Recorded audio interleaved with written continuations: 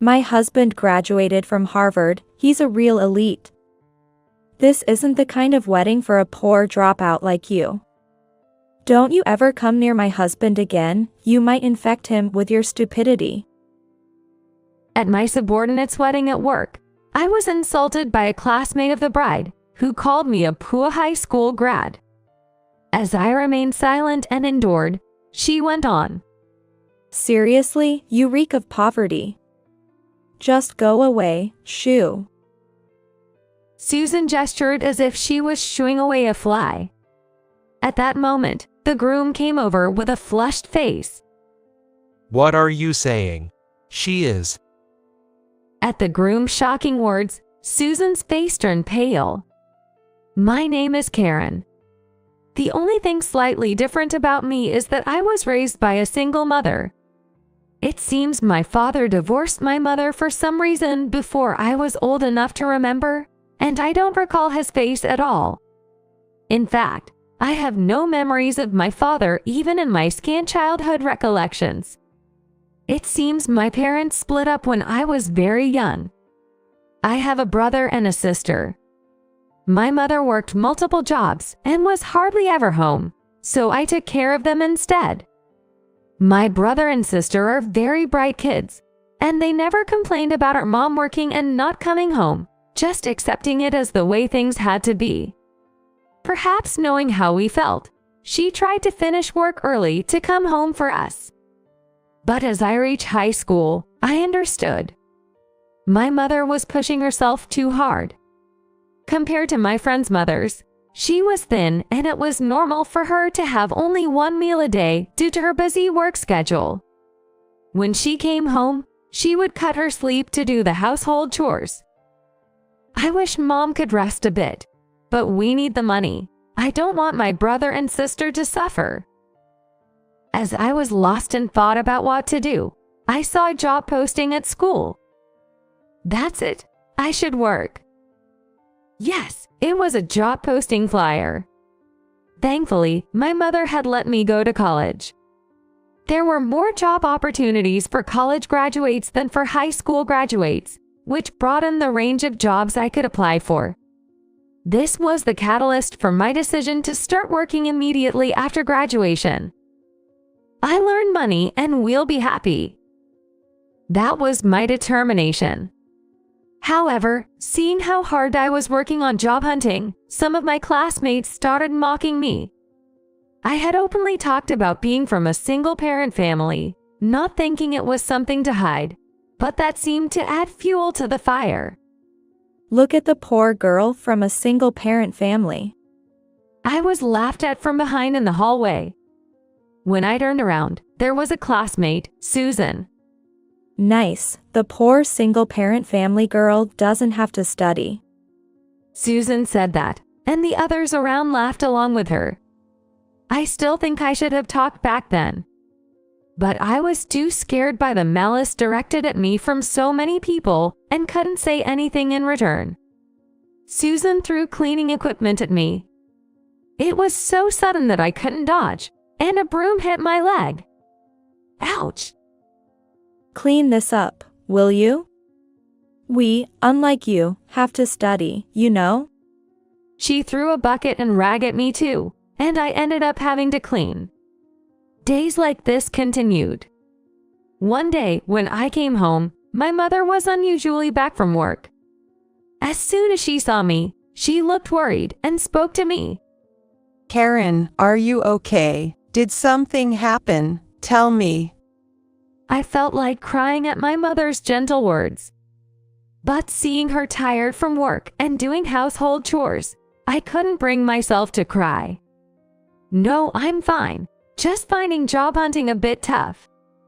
Karen, don't worry about job hunting. You don't have to work so hard. We have something to fall back on. No, I want to work. I don't really like studying anyway. My mother didn't press further or ask for reasons. She told me to do what I wanted. I don't think we have savings. She doesn't have to lie. If we really had savings, she wouldn't have to work so much in the first place. A few days later, It happened while we were together in the kitchen at home. My mother, who had been talking with us just moments before, collapsed right in front of me, my brother, and sister. It was due to malnutrition and overwork.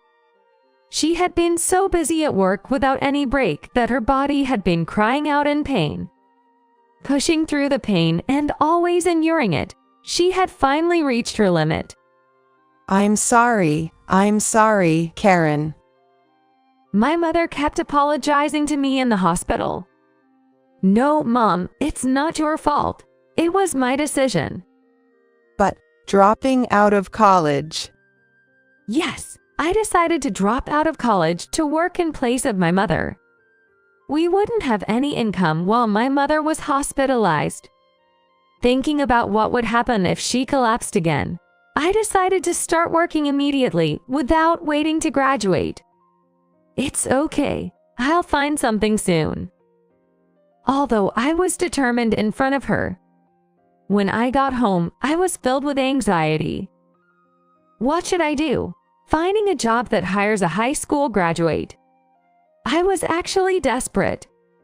Without a college degree, the job options narrow drastically, and finding a job that can support a family of 4 is nearly impossible. I need to find any job, even if it means juggling multiple ones. That's what I was thinking at the time. That was when I got a call from school, and my teacher asked me to come in. The next day, I went to school, but I was led not to a classroom or the staff room, but to a meeting room. Excuse me. In the room, there was a man with a calm demeanor. I sat down as prompted, and the explanation began without me knowing anything. Karen, this is the president of KS Company. Oh, hello, nice to meet you. Yes. You seem like a bright young lady. I run KS Company. Here you go. The president handed me his business card. I remembered the etiquette I read about in books and awkwardly accepted the card. Looking at the card, I realized it was a well-known major company. I've heard about you. Oh, thank you. I would like to invite you to work at my company. What? I was surprised over and over again. The man in front of me smiled kindly at my astonished expression. How about it? Yes, please, I'd be grateful. Incredibly, the president of a major corporation came to the school and offered me a job. I can't let this opportunity slip away. I didn't understand why he wanted to hire me, but as someone desperately searching for a job, I immediately agreed. Thus, I dropped out of college and started working. A month later, I began working at the major company, picked up by the president, Mr. Kent. Everything was new to me, and I struggled to learn the job. It was very unusual for the company to hire someone with only a high school diploma, and behind my back, people whispered that I might be Mr. Kent's mistress. But if I can't make it here, I'll have to juggle part-time jobs, and then I won't be able to support the 4 of us. Especially since my mother's health hadn't fully recovered, switching to part-time jobs would make it impossible to sustain our livelihood. I endured desperately. Karen, could you please do this for me? Yes, right away. Karen, please take care of this, too. Yes, I'll start on it immediately. Karen, can you get 30 copies of this by this afternoon? Organize them and take them to the conference room. Understood. My seniors and colleagues, not caring about my struggles, kept piling on work and menial tasks. I was constantly battling the behind-the-back talk and my life's uncertainties, working frantically. I willingly took on the jobs that others disliked. After all, I couldn't afford to lose this opportunity. I went to the company every day as if my life depended on it. Years later, this document goes here, that one goes there, All right, finished early today. I sighed with relief as I wrapped up my work. I had become quite adept at organizing documents. After several years, naturally, I got faster at my job. Karen, is that you? Oh, Mr. President, good evening. As I was leaving the conference room, the president approached me. He seemed to be attending the next meeting. Good work. I've heard from the employees that you've been doing well recently. Really? Thank you so much. Yes. I'm glad we hired you. Being praised by the president made me feel recognized and happy. Years later, my efforts were increasingly acknowledged by others. And then, after a few more years, I became a manager at the company. Through continuous effort, I earned trust from those around me and achieved that position. Until around then, I had worked fervently for my family. Eventually, I was working hard to repay the company that had employed me for so long. Then, one day, the president called me. Mr. President, may I come in? Karen, welcome. I have something to discuss today. Please have a seat. Yes. Years passed, and I sat in the president's office chair, which had barely changed. What is this about? Actually, I want you to take charge of a company. What? I couldn't help but express my astonishment. Can someone like me really? It's precisely because it's you, Karen. The president looked at me earnestly. This company aims to support homes like yours. It's a company that helps single mothers, a company for women. Listening to him, it turned out the company actively employed single mothers and was gathered by people wanting to empower women. Because you've experienced hardships firsthand, I want to entrust you with being the president. I was filled with anxiety. Can I really do this? But the president patiently waited for my response. I'll do it. Please let me do so. And so, I was given the responsibility of running a company. The company I was entrusted with was indeed a female-friendly workplace, as the president had said. Still, I found several areas for improvement and began to implement reforms.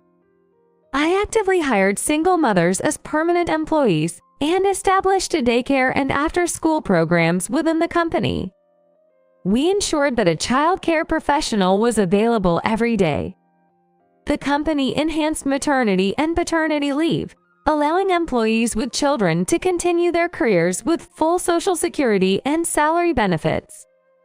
The ideal company I envisioned was gradually taking shape. As I was the one who became the company president, the employees were also motivated. The president here really understands women. I agree. It's so comfortable to work here. I overheard this conversation between employees in the break room. They were talking about me. This boost in employee motivation created a sense of unity within the company. This led to the company's soaring performance. As such, the president of the headquarters had nothing but praise for me. Around that time, a male employee from the headquarters, Norbert, came on an assignment. Nice to meet you. My name is Norbert. I'll be under your care from today. Please take good care of me. His greeting was very polite, and he had an elegant demeanor that made a good impression. In a workplace already dominated by women, the arrival of a man of his age sparked gossip. Hey, he graduated from Harvard. Really? Wow, it's my first time seeing someone from Harvard. And he's single too. Wow. Given Norbert's gentle manner and communication skills, he would quickly become popular here. That's what I thought. However, after a few days, I noticed that Norbert looked downcast when he was alone. He would smile when talking to others, but his expression turned somber when he was alone. I wonder what's wrong. Is he okay? But men have their own issues, right? I was worried, but as days passed, I could see Norbert's face growing increasingly troubled. Finally, I approached him. Norbert, do you have a moment? Yes, sure. I started the conversation when we were alone. I'm sorry. Did I make a mistake? No, it's not that. I've noticed you haven't seemed your usual self lately. Are you okay? Well. Norbert's words faltered. He seemed to be struggling with whether or not to speak. I'm sorry. If it's personal, you don't have to talk about it. But as a president and as a person, I'm concerned to see you looking so distressed. Is the workload too much? Or is there a particular task that's troubling you? Please feel free to share anything work-related. I spoke gently to avoid any undue pressure. Trying hard to speak in a way that wouldn't hurt his pride, Norbert seemed to understand my approach, and he nodded slightly and began to speak hesitantly. Actually, I'm feeling pressured. Pressured? Sometimes, when things don't go well at work, I hear he's smart but can't do his job. Is he really a Harvard grad? It's shocking and stressful. I see. I've always felt this way since I was young. Really? My family, well, my father was a company president, and we never struggled financially. So, a lot of people approached me for money. I've always felt judged by my title or wealth. I thought once I joined the company, people would judge me by my abilities, but it feels the same here too. It's like no one really sees me, and I start to wonder, what am I really? Though Norbert didn't cry, he sniffled and turned away, as if trying to hide his face from me. He seemed on the verge of tears. Seeing Norbert like this made me feel a twinge of emotion. Everyone has their own set of problems, regardless of what they have. It's okay. Let them say what they want. You are you. Yes. I've been through a lot too, you know. Really? It was when I joined the company. You went through a lot too, Miss President. Yes. You were the president's son, right? Yes. I was a poor girl from a single-parent family. Listening to Norbert, I shared a bit of my past, but it flowed out as if it were just yesterday's story.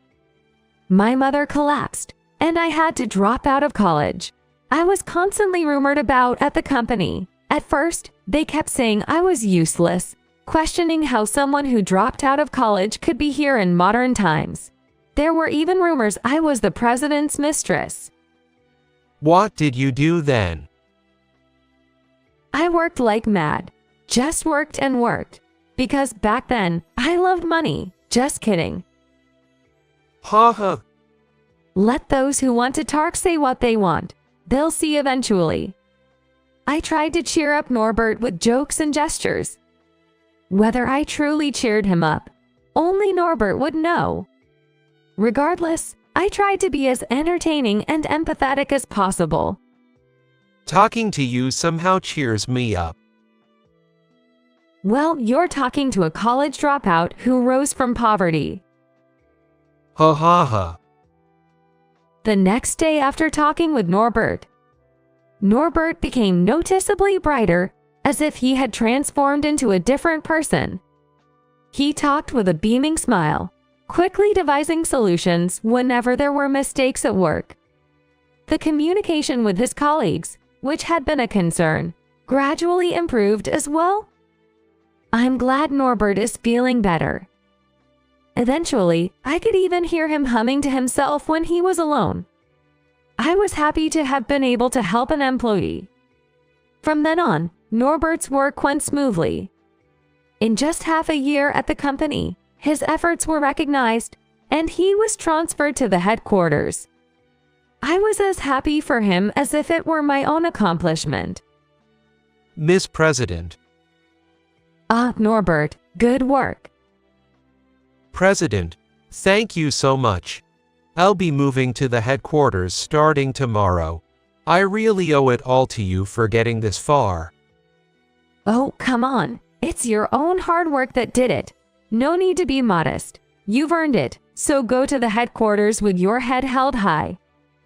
Yes, and, actually. Norbert handed me an envelope. I immediately understood what it was. I'm getting married soon. I really want you to come to the wedding, Miss President. Of course. I'm looking forward to the delicious food. We'll prepare something fabulous for you. On the day of the wedding, I headed to the wedding putting on a beautiful dress, something I hadn't done in a long time. Norbert is getting married. I can't wait to see who he's marrying. Excited, I arrived at the venue. Being the president's son, the venue was large, beautifully and lavishly decorated. There were people of all ages, from young to old. There were also guests from the company, and I exchanged greetings with them. Miss President, thank you for coming. Norbert, what a beautiful wedding venue. Congratulations again on your marriage. Thank you. Both my parents are thrilled. We went a bit extravagant. Please enjoy the food. It's delicious. Thank you. Then Norbert's name was called from afar. Oh, excuse me for a moment. The star of the show is busy, I see. Don't worry about me. Go ahead. Yes, Miss President. I'll see you later. In marriage, huh? Maybe it's time I found someone too. As I leisurely thought this, searching for my seat, a shrill scream from a woman echoed through the venue. What? Why are you here? I turned around to find my ex-classmate, Susan. She wearing a pure white wedding dress. Norbert's partner for marriage turned out to be my ex-classmate, Susan.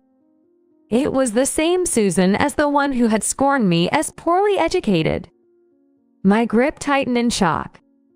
You, the poor girl from back then? What? Are you jealous and just came to see? I don't remember sending you an invitation. I'm here as my work is related to Norbert's company. What? You work with Norbert? That's the worst. Susan scrutinized me from head to toe and laughed mockingly. You still have that poor look on your face. It's such a turn-off. To think a poor person like you would be at my grand wedding. As I felt uncomfortable, Norbert returned. Susan, you two know each other. He was surprised to see Susan and me talking. Susan slapped my back and laughed. Not that well, just a college classmate. This person is crazy. She's just a high school grad, you know. She dropped out of college. A lowly educated high school grad from a single-parent family and super poor. It's so unbelievable these days. Really hilarious. Susan clung to Norbert's arm. Hey, why did you invite someone like her to our wedding? Norbert is a Harvard graduate, an elite. It's not a wedding for some poor high school grad. That's just a mismatch. Hey, Norbert, kick her out. Go on, shoo. Don't ever come near Norbert again. Susan gestured as if shooing away a fly. Ridiculous. Norbert, with a flushed face, shouted loudly. Norbert. She's poor. She's a company president. And the person who helped me recover. What are you saying? Huh? Susan's eyes widen in shock. A company president. No way. I pulled out a business card from my bag. Susan snatched the business card from me as if grabbing it away. This company. Norbert's. You've gone too far, no matter what. It's weird, isn't it? For Norbert, a Harvard grad, to work with a college dropout. Huh? So you judge people by their education. You chose me for my education too, didn't you? Wait. That's not it. Then why did you decide to marry me? What did you like about me? Norbert confronted Susan. Susan, twirling her finger and looking up at Norbert. Because I thought being with a Harvard grad would secure my future. And you're the son of the president, and of course, you're handsome and hardworking. Being from Harvard and the president's son, that's part of your charm, right? Norbert trembled with anger as Susan forcibly held his hand. I mean, I fell for everything. Didn't I say I really love you? No way. Norbert shook off her hand. Sorry, but I can't be with you, Susan. It's impossible for me to be with you.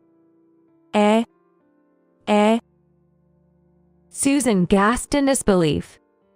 It seemed Norbert was deeply hurt by being judged for his background and education.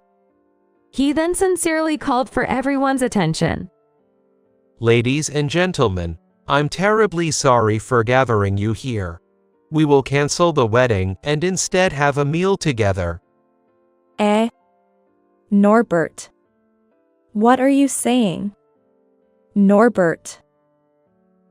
The meals will be brought to each table, so please enjoy the meal there. Don't forget to take your wedding gift back when you leave. Hey. Why? Wait. Norbert. He then faced Susan with a serious face. Let's have a private talk with your parents and mine. I can't spend my life with you. No. Wait. Why? As Susan clung to him, Norbert tried to lead her away to talk privately. Before leaving, he looked at me and expressed his apology. I'm really sorry for the rude words. I'll apologize properly later. No, it's okay. You should have your talk with her first. Don't worry about me. Okay, I'm sorry. Norbert's somber expression was something I had never seen before. I sighed and returned to my seat, but I couldn't swallow the exquisite food before me. A few days later, Norbert formally apologized. And then he told me about what happened afterward. Norbert and Susan officially ended their engagement. Susan was disowned by her parents due to the incident. She tried to visit Norbert's house multiple times, but he refused to see her. And it turned out that the fault lay not only with Susan, but also with her parents. It was revealed during discussions between both families that Susan had been repeatedly told by her parents to choose a man based on education and family background. They disowned her because she was no longer engaged to Norbert, who had a prestigious education. Such a thing. Yes, it seems her parents often told her that. I did feel some sympathy for her. So that was the situation. After hearing that from Norbert, I felt troubled. As I watched him leave the president's office and head back to the headquarters, I pulled out a copy of a resume from my desk drawer. It had Susan's name on it. After the turmoil, she had applied to my company. At first, I thought Susan might have applied just to cause trouble, but after hearing Norbert's story, I became curious about her reasons listed on the resume. I just want to hear a little bit more. I decided to go ahead with Susan's interview. On the day of the interview, I met with her nervously. But Susan came into the interview room with a serious look in her eyes. She wore a neatly tailored suit. Her hair was well styled, and the playful gestures that were once characteristic of her were completely absent. Susan, let's begin the interview. Please do. The interview progressed with such seriousness that it was hard to imagine she had ever jested before. Susan's expression was stern, showing no sign of malice. She answered the interview questions thoroughly. This concludes the interview. I was about to end Susan's interview after the last question. But then, something made me curious, and I had to ask her. I want to ask you this not as a president, but as a former classmate. Susan made a gulp sound. I could tell that she was nervous. Why this company? I want to challenge myself. Challenge. I've stopped relying on men. This company allows women to rise based on their abilities, right? I want to carve out my own path in life, not because my parents told me to, but because I want to stand on my own. I noticed the determination in Susan's clenched fists resting on her knees. I've looked down on many people, including you. But being disowned by my parents made me realize how flawed I was. I wasn't prepared to live on my own. Susan. It's only now that I've understood the struggle of being alone. But it's not like me to live submissively at this age. I'll work hard and not let myself be outdone by anyone. Her seriousness made me more nervous than her. But after reviewing her resume and hearing her during the interview, I made my decision. In a week then, I'll send the details by email. What? I'm saying you're hired. It somehow reminded me of myself from a few years ago. I remembered the time when, struggling desperately, the president offered me a job. Knowing Susan's resolve, I decided to bring her into the company. And that decision proved right. Susan demonstrated more effort and dedication than I had expected. She showed more dedication than expected, respecting the single mothers and women with less education she once ridiculed, efficiently managing her work. With her high communication skills and intelligence, she remarkably improved the company's performance within a year. Susan worked so hard that it made me feel a bit envious. And that effort was apparent to the president who had hired me. Then one day, the phone rang. Hello, this is Karen. Karen, are you free today or tomorrow?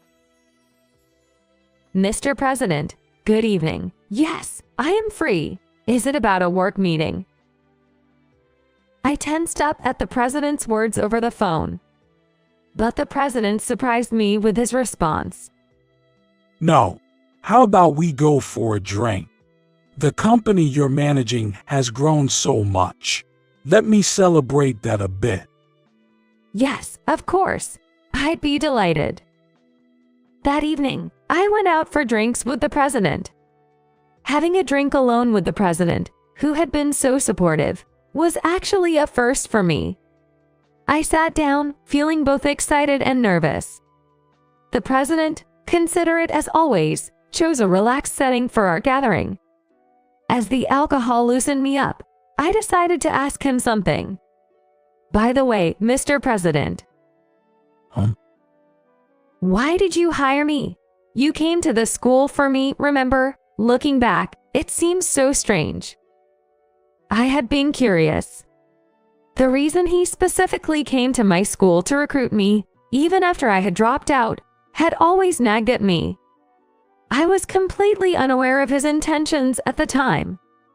When I looked at the president, he hesitated for a moment, remaining silent.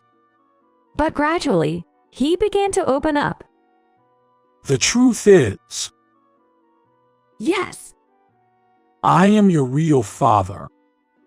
Yes. Wait, what? My head, previously fuzzy from alcohol, suddenly cleared. What, father? The president, or rather my father, put down his glass of alcohol and began to explain slowly. Things were not going well at work. I had decided to start my own company, but I couldn't make it work, and there was hardly any income. Yet, I worked desperately. Because of this, he was rarely able to return home. Unbeknownst to me, my mother had met with my father a few times outside. However, he was too busy and could only spare a few minutes between work commitments, never managing to come home. By the time his business finally started to take off, I had already become a college student. I offered to help with your tuition, but you were adamant about getting a job. Your mother said if I really wanted to help, I should employ you at my company. Oh, that's what Mom meant by having something to fall back on. Then, as his company's performance improved, he started financially assisting my mother. My mother insisted she was fine, but considering I had a brother and sister, and the college expenses, he felt obligated to make amends for the past. So, he sent money every month to support her and our family. What I did is unforgivable. I was always running away, leaving everything to your mother. When I heard she collapsed, the regret was immense. So, the company I'm working for now is. It seems my actions naturally led there. A company for single mothers. Perhaps it was my way of making amends to your mother and you all. That evening, over drinks, I had a lengthy conversation with my father. Although shocked and hardly able to drink, I listened to various stories from the past. I'm truly sorry. The man I respected as the president, my father, was sincerely apologizing to me. But I quickly told him not to. Had it been my childhood self, I might have harbored anger towards my father. I might have asked him, "Why did you abandon us?" Or which was more important, work or family? But in the end, he helped our family. He is still protecting my mother's life. I never harbored any resentment towards my father. There were times I wished he had helped us sooner, but realizing that he employed me, cared for me, and watched over me closely made me feel that he had indeed been a father to me. From that day on, I had a father in my life. I gained a father who is also the president. I talked with my mother, and we decided to go on an outing with the whole family. I am incredibly excited about our first family trip. People should not be judged by their titles or labels. Even those with prestigious titles may lack effort or manners, and those who are less fortunate can be competent and successful. Rather than assuming based on appearances or titles, I felt reaffirmed in the importance of looking people in the eye and truly engaging with them.